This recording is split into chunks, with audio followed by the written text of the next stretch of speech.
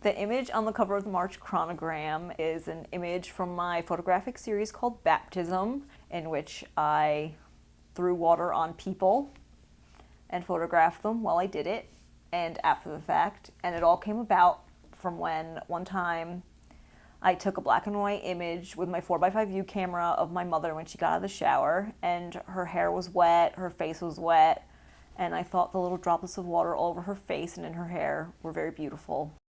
I started by trying to get people to model for me. I started by putting around flyers, and it turns out I didn't really need to do that because there was an overflow of volunteers to have cold water, sometimes warm, poured all over them, and kind of in my sick little twisted experiment of throwing water on people and then photographing them while doing it and after I've done it.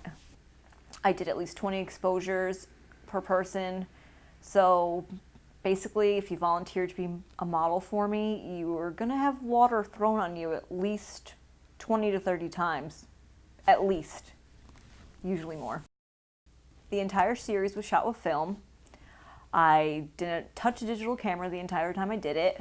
I just felt aesthetically it was the right choice. I'm glad I did it.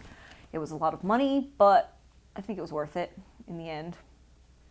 One of the last shoots that I did of the series, and that's when I finally came up with the name Baptism, because of all the times I shot people and that's how they felt afterwards. They all expressed this feeling of purity and clean, just feeling like refreshed.